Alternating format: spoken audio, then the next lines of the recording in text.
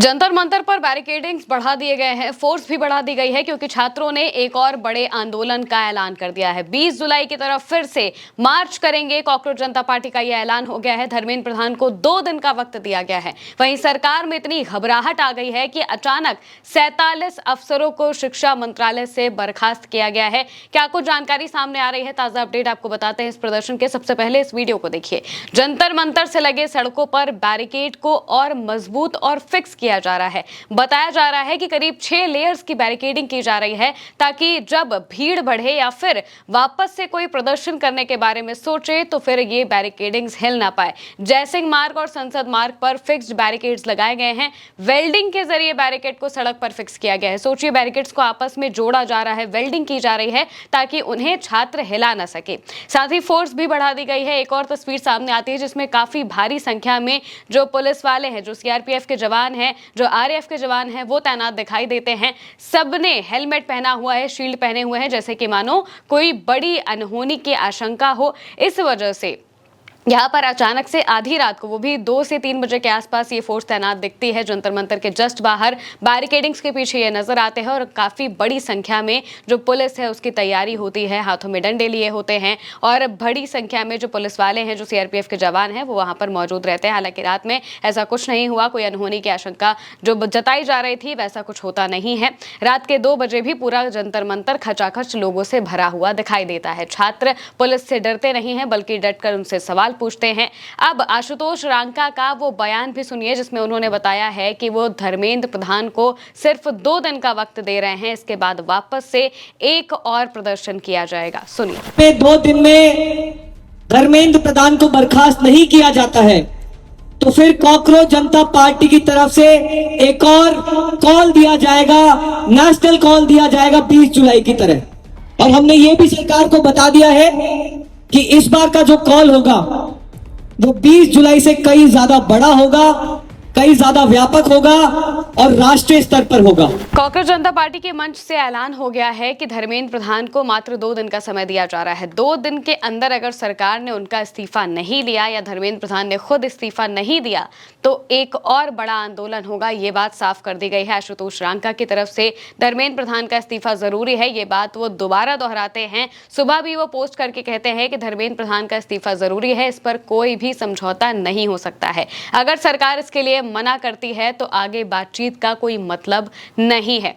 दरअसल कॉकरोच जनता पार्टी और सरकार, यानी कि मौजूदा जो सरकार है, केंद्र सरकार, इनके बीच करीब 3 दौर की जो बातचीत है वो हो चुकी है और बताया जा रहा है चौथे दौर की जो बातचीत है वो होनी है। चौथे दौर की बातचीत के लिए बताया जा रहा है कि शाम करीब 3:30 या 4 बजे के आसपास वापस से सीजेपी का जो प्रतिनिधिमंडल है, जैसे कि आशुतोष रांका और सौरभ दास, ये दोनों मिलने जा सकते हैं। एक दिन पहले भी जेपी नड्डा से मुलाकात होती है और उस दौरान 3 में से 2 मांगे सरकार ने मांग ली थी। इस्तीफे की मांग, जिस वजह से ये पूरा का पूरा प्रदर्शन शुरू हुआ है, वो अभी तक सरकार ने नहीं मानी है और ना ही इसका कोई आश्वासन दिया है। सोनम वांगचुक को भी इस्तीफे का आश्वासन नहीं दिया गया था, बाकी सारी मांगे मानने के लिए कहा गया था। आशुतोष रांका ने जो बातचीत हुई उसके बारे में भी पोस्ट किया था और बताया था कि सरकार नीट से प्रभावित परिवारों को मुआवजा देने और प्रदर्शनकारियों के खिलाफ कोई कानूनी कार्रवाई न करने पर सैद्धांतिक रूप से सहमत हो गई है।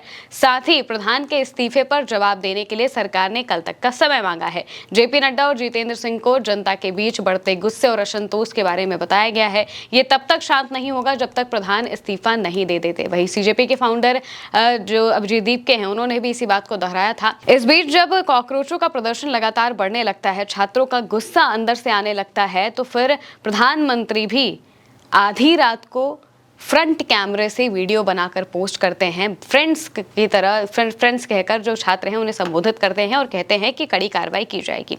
इसके बाद अगले दिन कैबिनेट की मीटिंग रखी जाती है। उस दौरान भी उन्होंने बताया था कि फास्ट ट्रैक कोर्ट बनवाएंगे, कैबिनेट में इसके बारे में चर्चा होगी। कैबिनेट मीटिंग में वो क्या कहते हैं?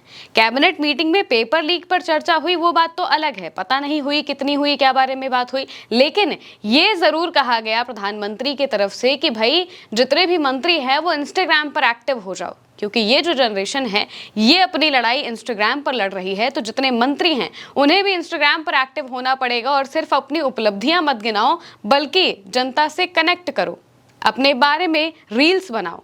इस तरह की बात प्रधानमंत्री कह रहे हैं कैबिनेट मीटिंग में, यानी कि यहाँ पर भी उन्हें छात्रों से ज्यादा इस बात की फिक्र है कि उनके जो मंत्री हैं वो जेंजी के साथ आ जाएं या फिर किसी तरीके से अपने आप को उनसे कनेक्टेड रखें, अपनी बातें वहां तक भी पहुंचाएं। उनकी बातें सुने ना सुने वो बात तो अलग है। अब इस बीच ये भी खबर सामने आती है कि जो अभिजीत दीपके हैं, सीजेपी के फाउंडर, उन्हें टाइफाइड हो गया है। काफी वक्त से वो लगातार कॉकरोच जनता पार्टी के मंच पर दिन रात बैठे हुए हैं। कई बार उन्होंने वहां से कई बार ऐलान भी किए और बहुत सारी चीज़ें की। इस बीच उन्हें टाइफाइड हो गया है। ब्लड रिपोर्ट्स आई, कुछ दिनों से उनकी तबीयत खराब चल रही थी। ये बात सामने भी आ रही थी कि दीपके की तबीयत खराब है और अब उन्होंने ये बताया है, खुद बताया है कि उन्हें टाइफाइड हो चुका है। और उन्होंने क्या कहा, सुनिए। हेलो एवरीवन, जैसे कि आप सबको पता था पिछले कुछ दिनों से मेरी तबीयत खराब थी।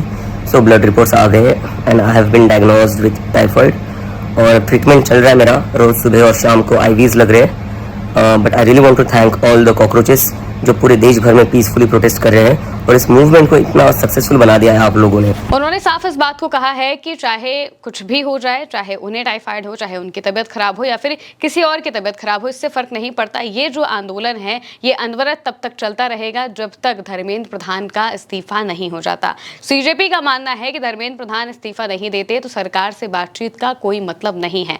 पेपर लीक के खिलाफ आंदोलन कर रही कॉकरोच जनता पार्टी और सरकार के बीच 3:30 बजे तीसरी बैठक हो सकती है। माफ कीजिएगा, चौथी बैठक मैंने बताई थी, तीसरी बैठक होने वाली है। 2 बार बातचीत हो चुकी है। इसमें सरकार धर्मेंद्र प्रधान के इस्तीफे पर अपना रुख बताएगी। सीजेपी ने दावा किया था कि सरकार ने आत्महत्या करने वाले छात्रों के परिवारों को 1-1 करोड़ रुपए मुआवजा और प्रदर्शनकारियों पर दर्ज केस वापस लेने की सहमति दी है। सैद्धांतिक रूप से सहमति दी है, अभी कोई साइन नहीं हुए क्योंकि बातें पूरी नहीं हो पाई है।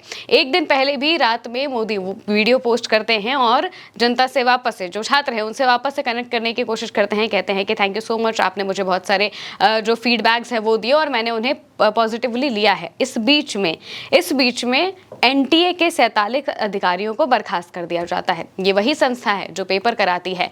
ये शिक्षा मंत्रालय के अंडर आती है। नीट का पेपर भी इसी ने कराया था जो लीक हुआ था। बर्खास्त अधिकारियों के खिलाफ क्रिमिनल केस दर्ज किया जाएगा, ये बताया जा रहा है। अधिकारियों के मुताबिक ये कदम एनटीए में बड़े पैमाने पर हो रहे बदलाव के तहत उठाया गया है।